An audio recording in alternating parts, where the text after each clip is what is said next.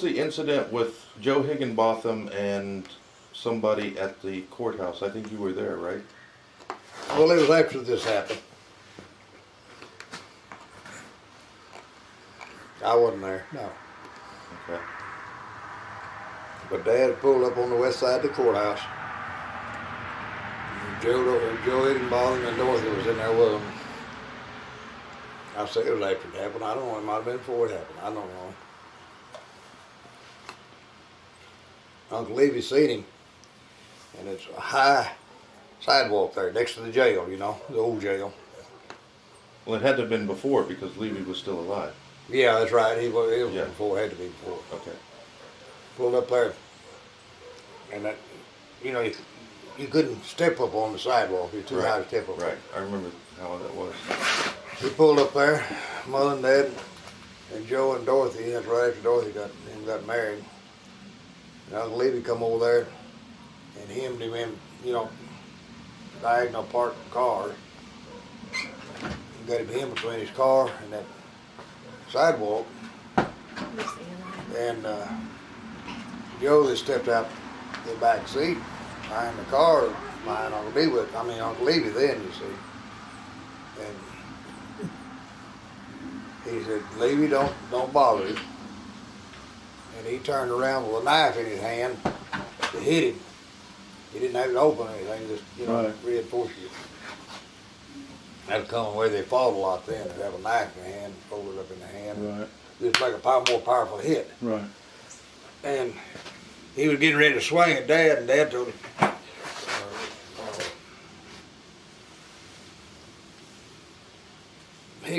Joe Higginbotham told him, said, don't do that. And he turned around and took a swing at Joe. When he did, that was the wrong thing to do, because Joe was a professional vault song, semi-pro. Right. And he hit him and knocked him down on the ground. And Dad broke his toe kicking him. Oh my goodness. Well, they got him and put him in jail, or carried him to jail, and JP, and I think a $17 fine each that one of them had to pay. Oh, but Back then, that was probably a little bit of money. Yeah, it was. Dad said that's a well spent $17. so he was just a mean guy then. Yeah, he was. He was a bully. Yeah. I mean, a bully. And he's trying to beat up family, huh? Yeah. My goodness.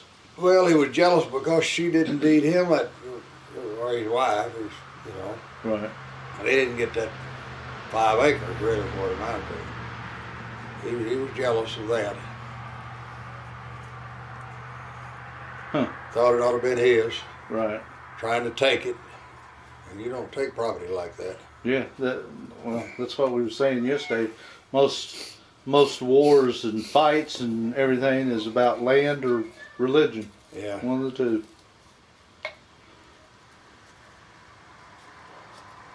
Yeah, I couldn't ever remember why the feud was with George. I knew it because, you know, well, the family. George didn't have a feud at that time about that. They just, him and Dad, just brothers, and they just didn't get along and living right there side by side.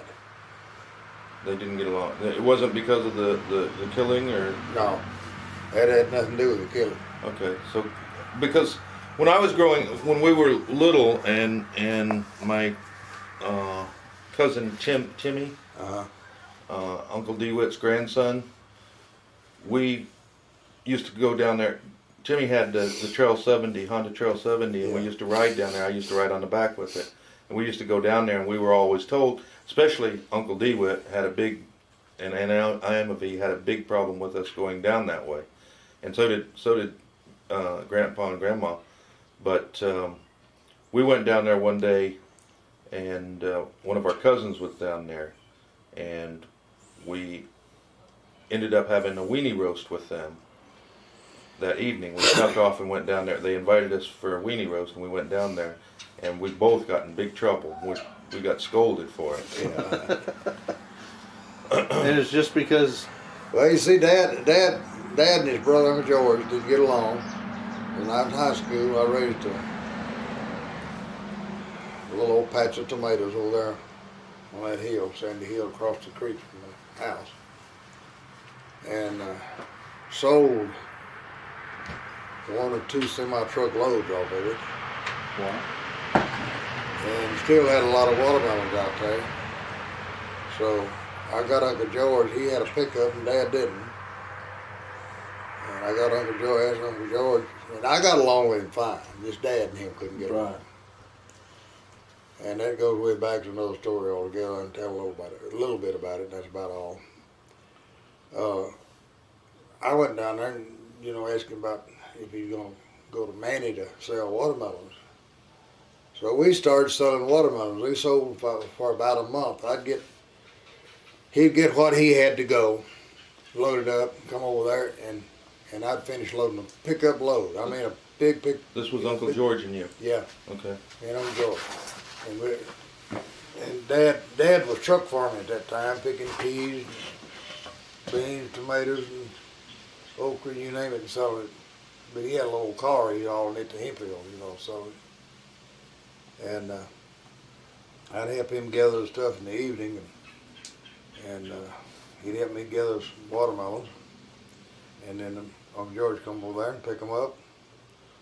And me and Uncle George would leave before daylight every morning and go to Manny selling them watermelons, the colored district, old big sawmill out there. And it worked out real good for me because it didn't cost me much. I paid to buy a tank of gas every other day. He'd buy it over there. That's all it cost me. What he's paying his watermelon too, you see. So he treated me real good as far as I was concerned. And Dad didn't have much wrong with it. Me and him get along, that's fine. It was just Dad and his brother couldn't get along. Right. But that was them not getting along went back for a number of years whenever I had a campground school at the campground, you know where it's at. And Dad had been elected as a trustee of the school, or on the school board. They'd done the hiring and firing and seeing of the school and upkeep and everything, And Uncle George had a rent house over there, going down the hill and up the other side. There's a little house over there. There was a woman that wanted to rent it if she got the school job over there. Uncle George was trying to make Dad and Mother say that they would give her the job, so he could have. Really, he didn't say that, but that's what he wanted to do. Rent that house to her. I found out later. And Dad said, no, he's going to do that. And he come down there to the house. I don't know, it was wintertime because we was in the house with a fireplace. And they got in an argument there and they stood up and about to come to blows. Mother stood up. She kind of got involved with it. She hauled on, hit Uncle George's chin. Like to knock him out. Run out of the house. He never did come back to that place at all. I wasn't very old then. I still going to campground school. Yeah, so they never did get along after that. So, George's daughter that I met, do you remember her name? She still lives in Hemphill area, right? It ain't Laverne. It was. That's the only What's the name one I that can lived up remember. in Center? Oh, George's daughter, Laverne. No, that didn't ring a bell. damn, I can see her plain as day. I And she's a can't. blonde. Yeah, she's a blonde. Uh-huh. She's a very attractive lady from the Yes, last time I saw her. Oh, shit. What's her name? Laverne still lives over there.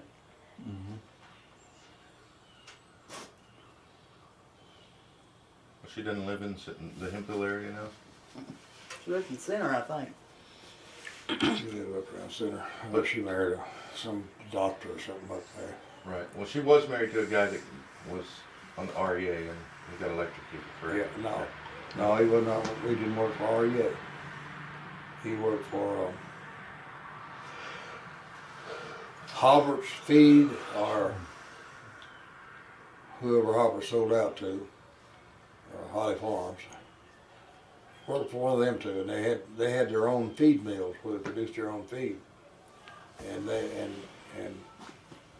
George or Eloy and this boy Butler boy that she had married, and Moore was working on a crew for whatever company that was. I don't remember that for sure. They went up on top of the building, checking the roof. I know the grain silo or something. They were checking the roof of it. See if they had leaks in it or some more fix the leaks or something. Anyhow, he went up there and climbed up, ladder work, went up on that roof, started walking across the roof, and walked into a high voltage line. Okay. For some reason, I always thought he got electric. He was working with REA and was No, working it on wasn't the power REA he lines. was working for. Okay. It was REA line, Right. he wasn't working for REA. Okay. Is she the mother of the girl over here at Hemp Hill's named Angie? Angie. I believe Angie is the one that I met. Yeah, she'd be your age, I think. Yeah. Little blonde, real cute blonde. Yes. Mhm. That's the one that we had the weenie. What's her with. mama's name? Jesus. Angie. What is Angie's last name now? Is it still Edgar? Yeah, I think so. Yeah, Angie Edgar. I wouldn't mind looking her up sometime just to hear her, what she's heard. Mm-hmm. Just to see the difference in the. She was too young. Yeah, I know she would be, but she might be able to talk to her mom and then maybe on Facebook let me know what her mom says or something like that, Angie Edgar. Real pretty blonde. Damn, I could see her mom playing his baby. You all know what her name is. Hell, I know it.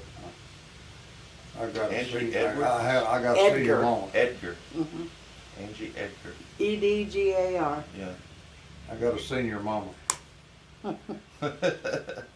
Angie Edgar. Maybe I'll try to look her up before I leave. Yeah, he I guess he's still married. I see him.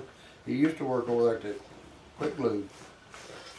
He's still her husband. Yeah. That makes me mad. I should know that woman's name. She's been here a few times. You know what, Angie Edgar?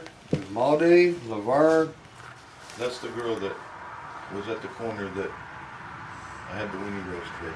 My cousin, the distant cousin. Of course, that's her. It was her mom that held the. She was a Boyett prior, though. Angie Boyett, or no? No, she was not a Boyett because her. Oh, her mother was a Boyett. Her mom was a Boyett, and Okay. she married whomever. Edgar. No, well, that's probably her married name. That's not her Angie. maiden Oh, name. yeah, Edgar that's was her right, married that's name. Gotcha. Edgar, Angie Edgar. Remember the Edgars used to run the service station over there where the new Valero's going in? And, And where you facilitate going in right there between you. Huh. Him and his brother used to work that. Now I don't know what her husband's doing. he working. Last time I seen him, he was working for Woody. Over at that Quick Lube. Well, I knew that I was related to a bunch of Boyetts around here, but like I say, I never met a lot of them. Yeah. Well, that's like what's the relationship if you go the other way, not towards George's place, you go the other way and around that corner. If you turn. To go down the hill. Towards No. campground. Yeah. Yeah. You Down kind of go down the hill and it turns, but you can turn into their driveway going right. Or the road goes to the left, but you could turn into the driveway. That and bridge. they had like 23 kids or something like that. That's Troy. Troy. Now see, I only That was Dad's brother's boy. Dad's brothers. My dad's brother, Uncle Ed, Right. his boy, Troy. And they had all those Had 16 kids. 16. Okay. I always had this 23 in my head. So that's going towards campground, Yeah. right before you get to that creek. Yeah. Right. You take a right. Uh, Okay, I didn't know that. And that lane goes up I was into their house. thinking it was You go George across- that had all the kids. Cross No. the creek and go up there this little ways, and it's a No. sharp turn back to the right again. You're going up the campground. Well, right in that curve, there's no junkie house and everything in there. That's where he was raised up at. So Troy was The father of the 16 years. 16 your kids. first My cousin. first cousin. Gotcha. But see, we never knew that family either. Yeah. So that's just Troy- all Boyetts right in there. Yeah, that's why they call it Boyett Hill. Yeah. I didn't know. I didn't know that they were even related. I Yeah. did not know that. Yeah. Yeah. Is that your car? Not quite. Same. It was. It wasn't a rally sport. Didn't have No. the little fin on the back. And Okay. I don't know all the little details of. you gotta have the bells and whistles on it too. You know, Troy really- Troy was. He's I think 85 now. Troy's still alive? Yeah. Barely. He got heart trouble. But he was drafted into World War II right at the end of the war. And he was at high sea in the Pacific on the way to Japan when the atomic bomb was dropped. Oh, really? He didn't see anything Right, about it or right. anything. But he wound up him and a friend that he knew there, Robert Gilcrease. They wound up together over there somewhere or another. They might have went through basic together. I don't know. And they wound up in Korea as a guards or whatever after the war was over, you know. Ivadel. Yeah, Ivadale. That's the mom's name. Ivadel. That rings a bell. And then Angie was her daughter. It was Ivadel that I met over at Robert Ferguson's grandmother's house. And she asked me if I remembered who she was, and I looked at her and I'm like, the face looks familiar, but I don't know. And as soon as she said, do you remember a weenie road? And I knew exactly who it was. Well, that's pretty good that she remembered who you were. Well, I don't know how they were related, or if they were related. Ivadale's your second cousin. Yeah, I know, but Ivadel and Robert Ferguson's grandmother that lived there in Rosevine, she was always going over there, from what I understand, and making sure she was okay. I don't know. Miss White over here? Miss White, yes. I didn't know she was associated with her. May have just been a friend. Maybe it's just a friend, but she was, Yeah. evidently I because think she was just a friend. Robert Ferguson said she comes here a lot. Ivadale? Yeah, she used to check on Mrs. So you White. got Ima V and Ivadel.